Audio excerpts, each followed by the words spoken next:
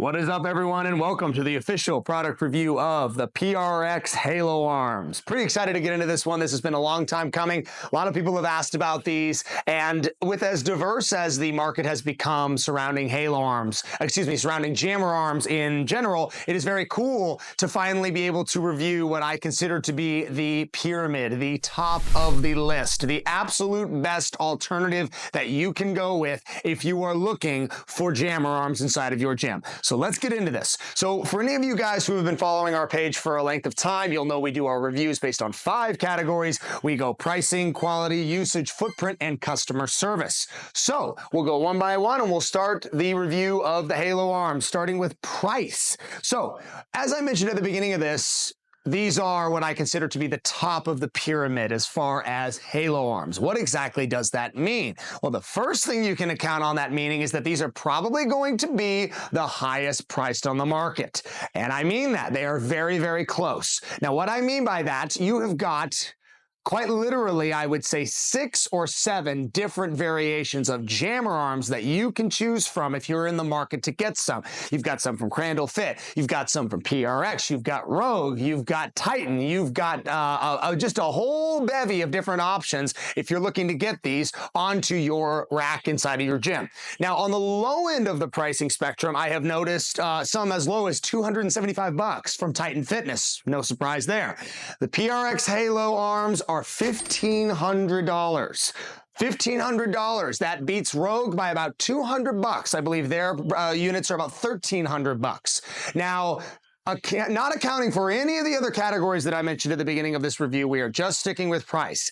That is a lot of money. That is the highest priced option that you can possibly find for a set of jammer arms of this caliber.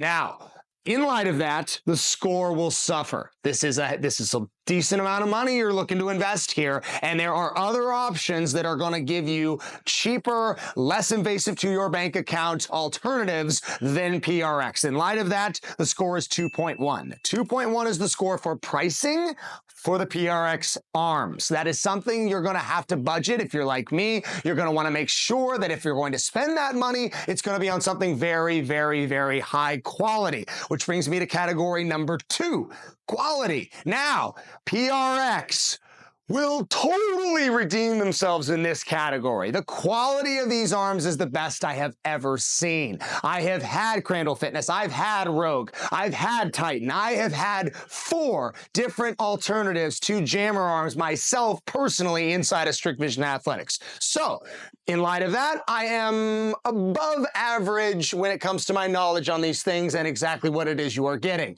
These guys have all the bells and whistles that you are looking for. They have the versatility as far as sliding up and down on your rack with the pull pin. They have got different widths and lengths that you can take these arms to. You can set your angle, you can set your stopping point. There are so many different things that I'm going to get into, more so into the usage category, but the quality of everything I'm talking about is high. Very well made. Everything fits perfectly. You've got a very, very high attention to detail when it comes to the powder coating, the laser engraving, the fabrication. Everything was done very well by PRX. In light of that, quality is a 9.3. That is one of the highest scores I've given to a quality category inside of a product review in a very long time. So well done to PRX for the high quality of this product. Category number 3, usage. Now, these guys have, shall we say, an above average number of exercises that you can do. Any exercise that involves leverage can be implemented using jammer arms, really no matter which jammer arms you go with. If they slide up and down, you can use the principle of leverage. Now, let's talk about what PRX has done differently. As I mentioned a little bit briefly in the quality category, there are a lot of different movement patterns you can do and different alternative angles you can create using the Halo Arms. The Halo Arms have figured out that the user not only wants arms that go straight up and down, we need to be able to change the angle of the arm itself using the second little dial here so that I can change how wide or how narrow I want these arms exercise by exercise, angle by angle. That is a very, very big alternative that you are going to get from the Halo Arms as opposed to a lot of the other jammer arm variations I mentioned at the beginning of this list. Beyond that, the usage of this thing is made a lot easier by the pull pin apparatus that they have on their system.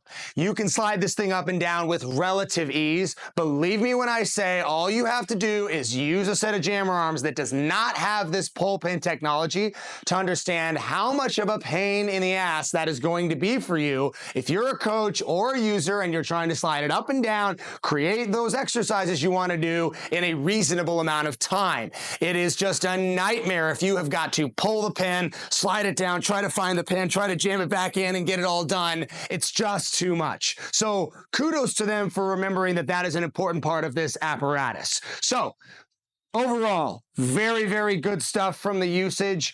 It is still limited by the fact that it does require a squat rack in order to operate it. It does require that you have a knowledge of leverage-based movements, and you are still going to have, even with all the bells and whistles that they have going on this unit, you're going to have a decent amount of time setting up and tearing down when it comes to the Halo arms.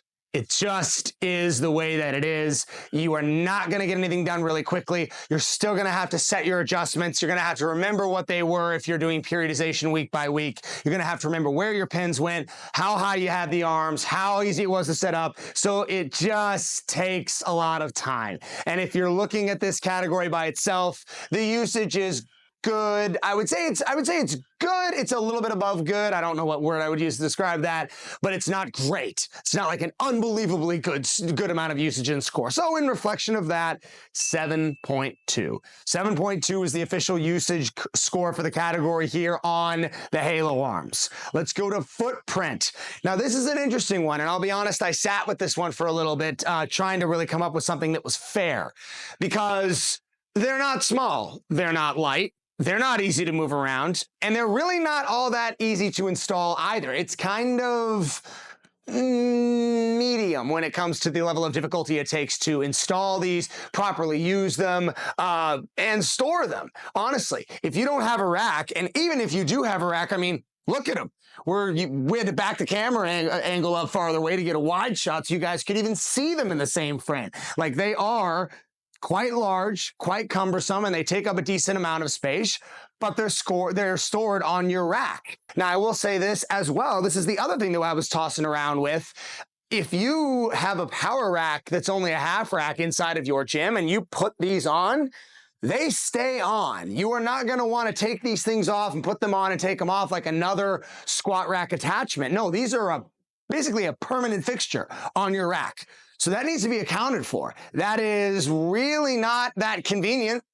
In fact, if you're wanting to use your rack for other things, it's kind of inconvenient. It's why I converted my rack into a full rack, literally so I could put these on here. So I knew that these beams were going to be used for these arms and probably not a whole lot else. So in light of that, honestly, the footprint is average, very average. If 5.0 is exactly average, I'm going to give it a 5.4, barely above average. It takes into account everything I just said.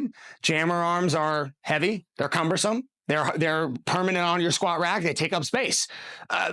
But, you know, they are away. They're kind of tucked onto your rack. And if you have a rack, they're okay. It's not that big of a deal. So, again, that's the score, 5.4 for the footprint. Customer service. PRX has been great. They have actually been really great. I've had a couple issues that they've helped me resolve. I lost a couple of the bolts for the sleeves trying to get it installed. They sent them back out to me. So anytime a company has helped me out in a customer service sort of way, usually gives the score a little bit of a boost. Usually if it's something like that, it's not like the product came broken or missing anything. It's just we had a couple bolts that were missing when they, arrived. So it really wasn't that big of a deal. So I'm going to give them a good score. Yeah, PRX has been great. They've answered a lot of questions. I'll give them a 7.5. So 7.5, that's the customer service score. I like their company. I think they do a good job with education on their social media. If you guys go on their Instagram, you'll get a full look at like what it is that they are teaching as far as how to use these.